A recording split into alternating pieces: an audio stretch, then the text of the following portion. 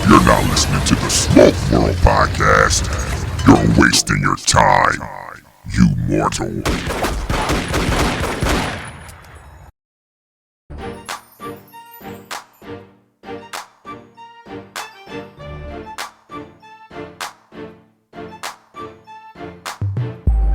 What's up, folks? Welcome to another episode of Smoke World. I'm your host, Stone. So go grab that stick, go grab a glass or whatever you're drinking. Let's sit back and have a conversation. You can follow me on Instagram at Smoke World Podcast. Email stone@smokeworldpodcast.com. And I tell you, folks, go check out the website if you haven't done so. smokeworldpodcast.com. Go support the sponsors. We got some good things going on. We got some great sponsors there.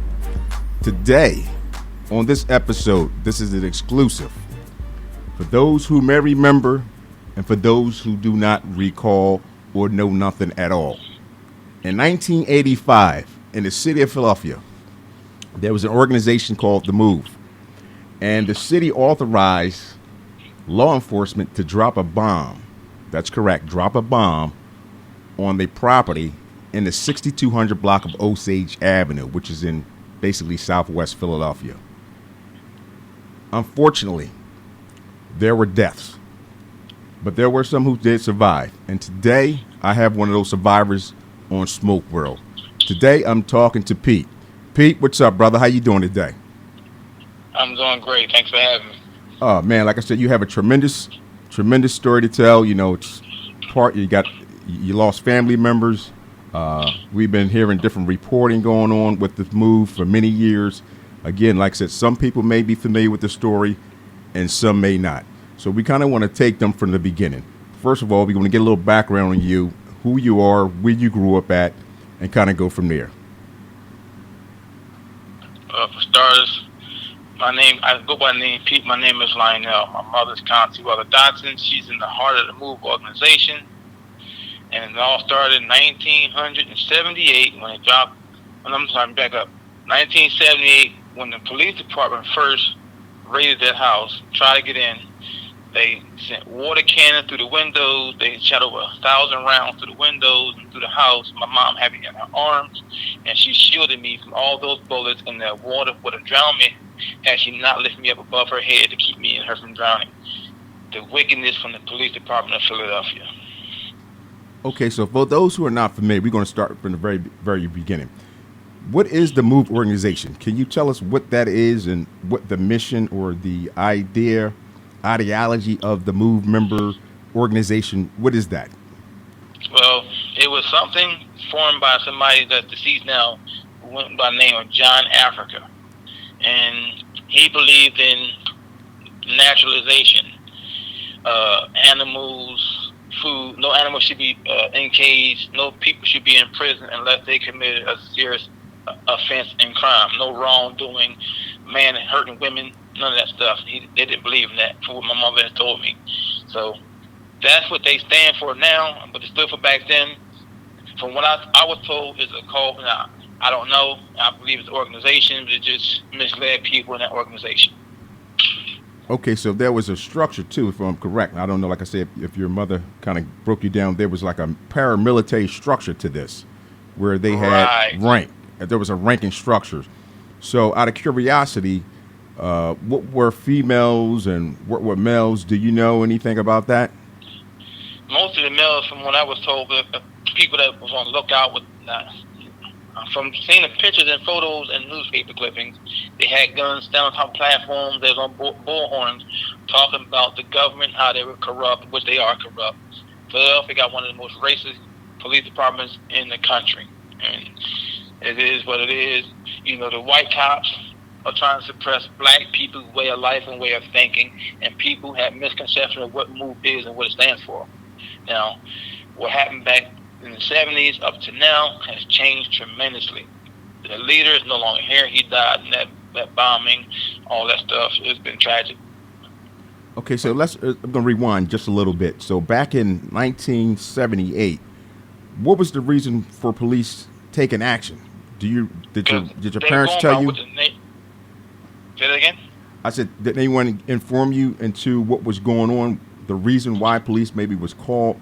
How did it get to this point? back in the 78. We're going to move forward, but right now we're going to step back in time to start with the 1978, where you said you were involved.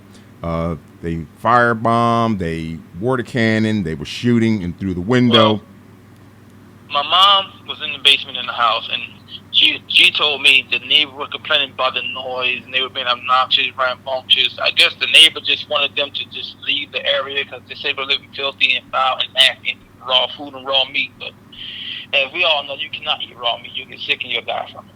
Now, the raw vegetables, that might have been true, but the neighbors complained and complained and complained and complained. So the police finally tried to step in and do something, but they had barricades up, and the police couldn't get in. The people were outside. The move was outside the headquarters in the window with bullhorns that fuck the police, all of that. And they were saying these motherfuckers, because the earth is Mother Earth, so they called it. Motherfucker, you fucking over our mothers. That's why they talk foul like that, with a filthy, dirty mouth. And people did not like it, because they had children that lived next door to them, up and down the neighborhood. They just wanted them gone. 1978 is when the first riot that my mom told me about happened between the police and moved. They came in with a bulldozer. Before they did the bulldozer, they were shooting water into the house. They pumped water, like so many gallons of water in the house, over 1,000 bullets. And it was running by my mom's head, my head. And we was out in Delbert, Africa. He came out, they kicked him in the head, kicked him in the ribs. He went to jail, I believe, 40 years, and like 7 or 8 other people went to jail for like 40 years. My mom did 16 years in prison from 1978 to the 90s. So that's how it all transpired. Wow. Okay. So now if we fast forward a little bit to 1985, where the city of Philadelphia authorized law enforcement to drop this bomb in the 6200 block of Osage Avenue. Actually, I think the address was 6221 Osage. So now that is correct. So you were actually in that premise at that time that occurred. I was there in 1978, but in 85 I wasn't there. I was taken away by my grandmother. I was snatched out of my arms in 1978 before she got carted off to prison. I survived. My sisters and my uncle and the rest of them did not. People that came out with Birdie Africa and Ramona Africa, they were the only 2 that survived, and 11 other people have died in that house in that bombing. And among those 11 was my uncle Conrad, my sister Zanetta, my sister Katricia, and I don't know the other 8 people. Okay, so now if we're going to paint the picture, so at this point in 1985, we have folks in the house. Do you know what took place there? What was behind the scenes? What was your perspective or your understanding of what took place in 1985 to have the police come out again and engage in with the move?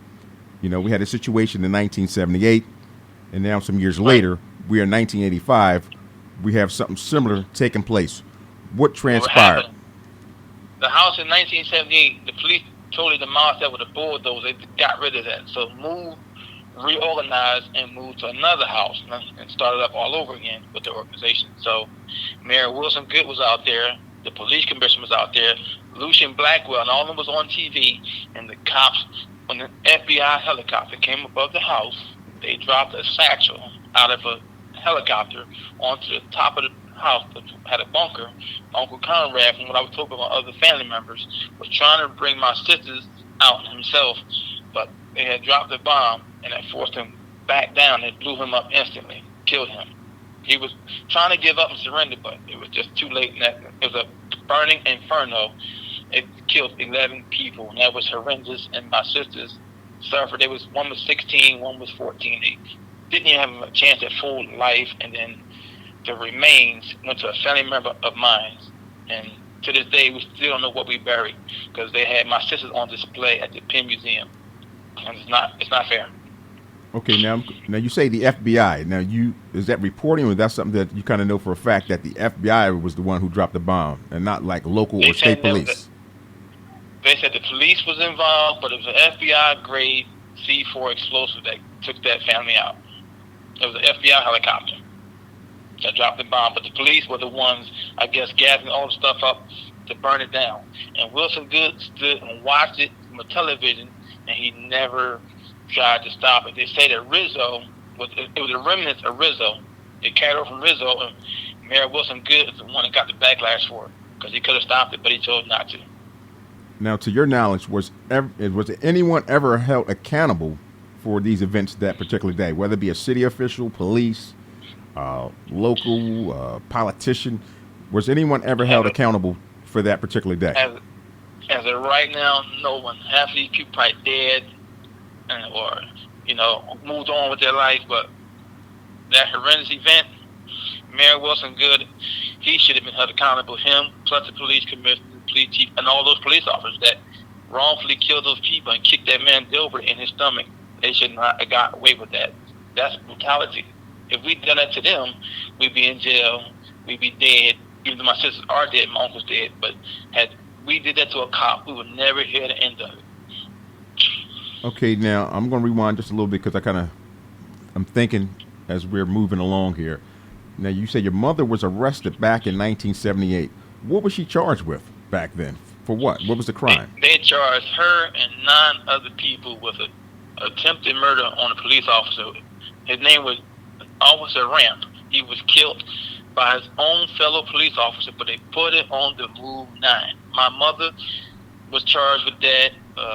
Ramona Africa, a lot of them people, you can't charge everybody with the same crime. My mother did 16 years. Ramona Africa did 7. And the other people did 40. Some did over 40 years. It's just unheard of. Start the same people with the same crime. All the people, over 9 people with the same crime. Wow.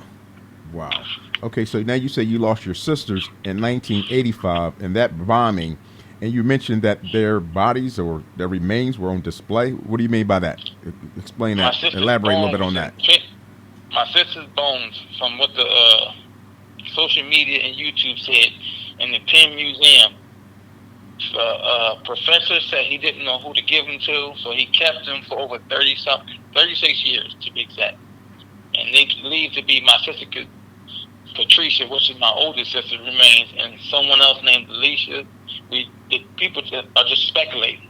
Until you can physically prove the DNA, no one knows whose bones they really are. But there's somebody in the MOVE organization's bones, family member, which is not fair to have them on display. Okay. For the class that studies remains.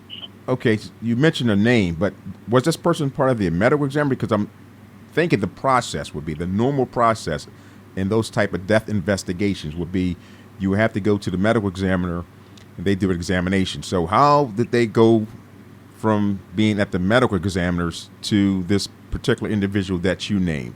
How did that happen? Well, if you even have a clue. That's still remains to be as you would, that remains to be solved because the professor had the remains. He said it in a statement. He took them because he couldn't find the next of kin. That's falsified information.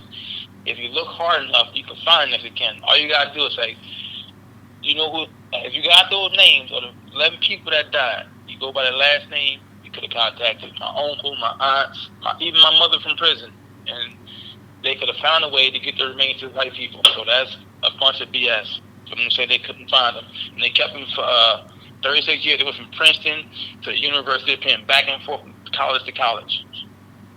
Wow, I can't imagine that because at the end of the day, you're right. Now they know where they got the remains from because it was a fire. They bombed the house. Obviously, there were remains found, so they couldn't say they had no idea like these were unclaimed or John Doe's because they did have means to go out and communicate with family members of the deceased. So I'm kind of blown away with that particular scenario that for all these years, that's the reasoning that they're giving. Okay, let me ask you the question then. So are you part of the MOVE now, or is that something that was in the past and you kind of moved away from that? I mean, I was born there because I had no choice, but I distanced myself from that because I don't carry the same beliefs they carry. So you're not a member. I love my mom dearly, though. So you're not a member at this moment. No. Okay, so now for those who are listening, and there'll be many listening, what can you tell them that may be a false perspective or a false narrative about the MOVE? Because the fact that they didn't eat raw meat and they weren't weren't eating dogs. They weren't savages. They weren't scavengers. I mean, they were human, but they just didn't have the same beliefs as other people. As far as being born in the hospital, I was born in the house. That's what they didn't believe in. They didn't believe in all the paperwork and the political aspects of it. They believed everything natural. You walk around, no pamper on. And however old I was, Mom told me she didn't believe in that. She kept me clean. She wiped my bottom and all that stuff off, and then everything was just done natural. Are you looking for a new platform to connect with other cigar smokers, consumers, lounges, and brands while escaping tobacco-related rules of other social media platforms? Then look no further. Stogie Lives, the new social media platform for cigar lovers created by a female. So come join Stogie Lives, StogieLives.com, where every cigar lover has a place to connect. Now, there's some reporting to say that, I don't know, like I said, again, reporting, that there was an attempt to have the MOVE members move to a place maybe upstate, give them some land to be able to do and live how they wanted to live, but they turned it down. They said, no, we weren't interested in doing that. We kind of want to stay, I guess, within the community. Do you have any information on that, or is that just some bad reporting? Oh, you never even heard of that? Just the first time hearing that. This is all news to me. Okay. So now, again, I know there's a documentary that's, I think it's out right now. Are you familiar with that documentary on Netflix? 40 Years a Prisoner. I've seen it. Okay, so why don't you tell folks a little about that documentary? What do you know about that documentary? What is it documenting, and what story is it telling? Well, it's telling the story from the guy named Mike, Africa's perspective. He was born in prison. His mom and dad did 40 years in prison for allegedly killing a cop, which name is Ramp. Again, the cop's name is Ramp. But he wasn't killed by MOVE members. He was killed by his own fellow police officer who never did a day for that crime. They put it off on the black people because they want to see us as savages and animals. And he's just telling the story how his mom and dad was in jail for 40 years, and he finally got him out. But the only thing that wasn't mentioned was me.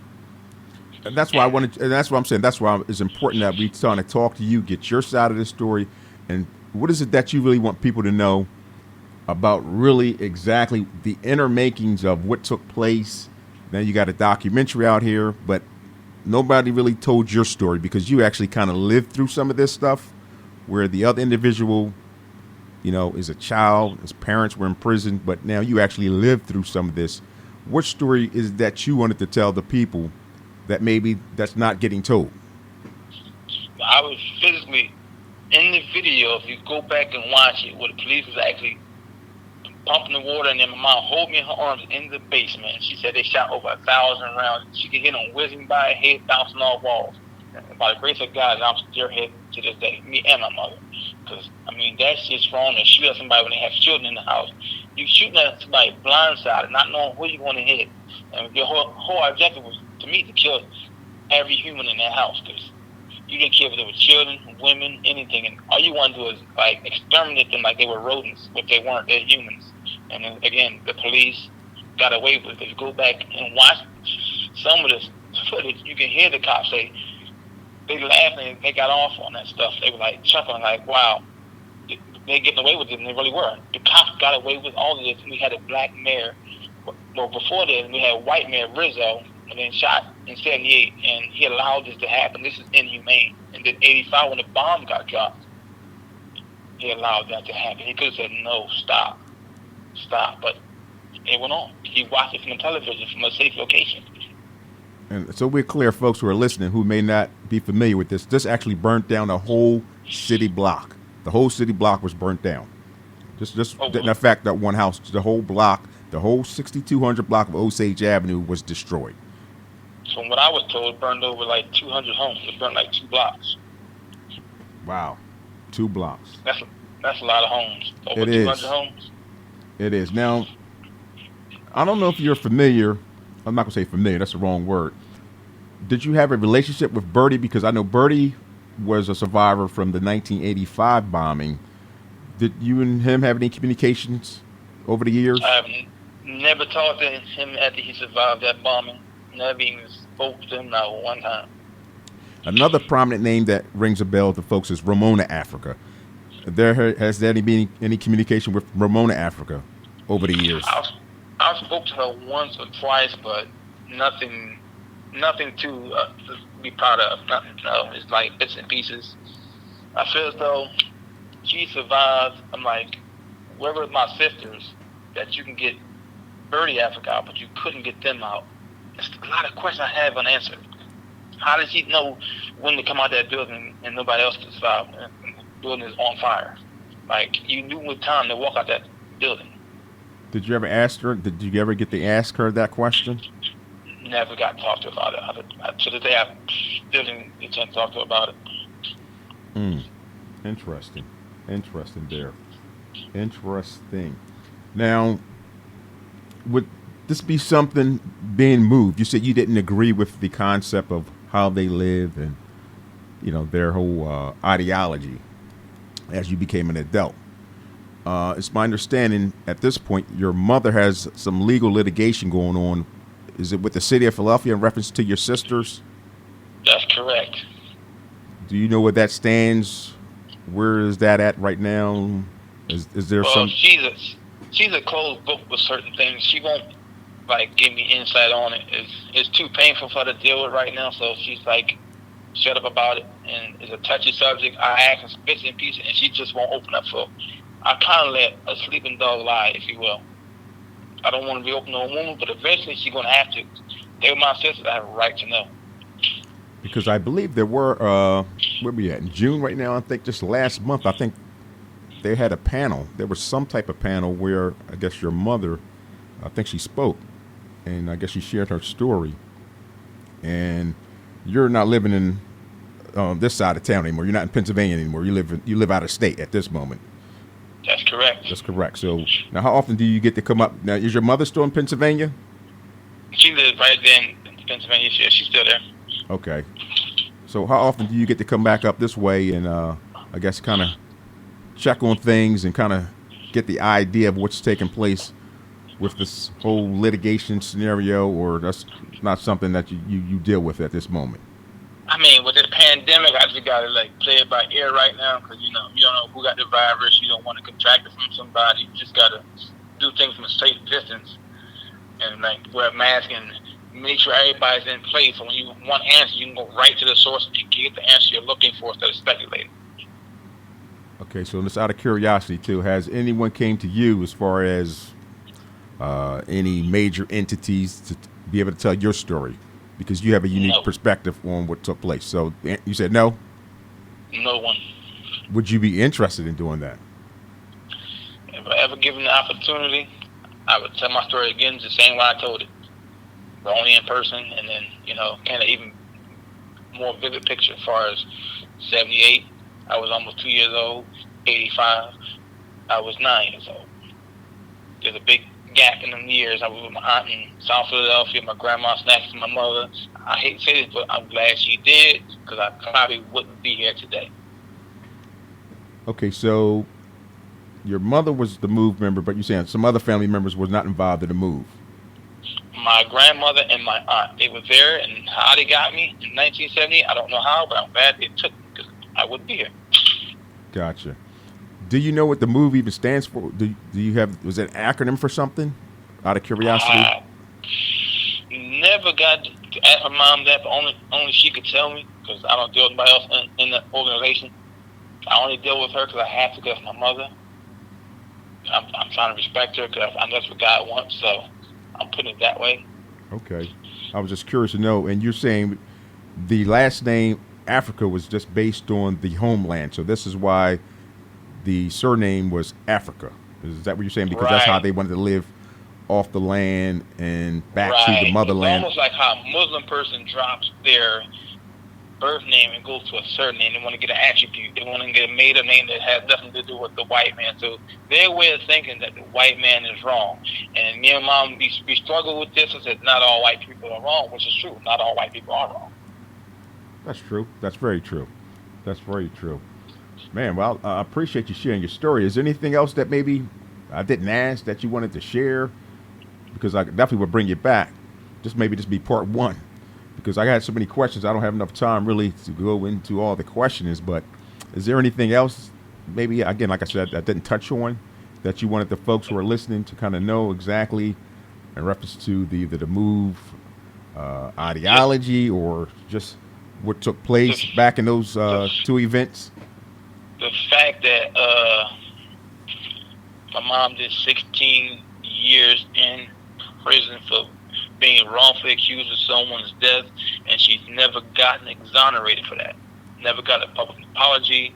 Not that she wants it. I mean, Mayor Wilson Good in 85 moving forward never spoke to me on why he didn't stop that bombing. Never gave me a physical apology, because I'm a surviving child of my mother that had to endure all this. She did 16 years in prison. I give her that, but I lost 2 sisters behind that. So she lost 2 daughters.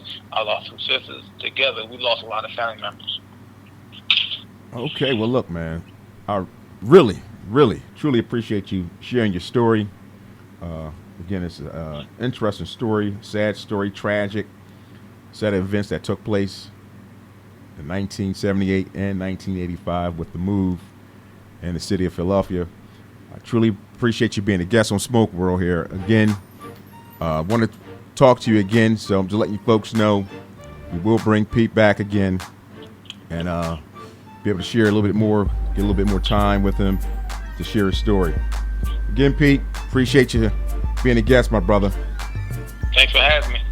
All right, there you have it, folks. Another episode of Smoke World in the books. Again, you can follow me at Smoke World Podcast on Instagram, Stone at SmokeWorldPodcast.com. Those emails.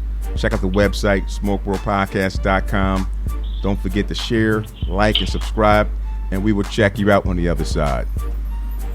Folks, just want to let you know, since the recording of this episode, Consuewella Dotson, my guest, his mother, has passed away. I want to send condolences out to him and his family. Thank you for listening.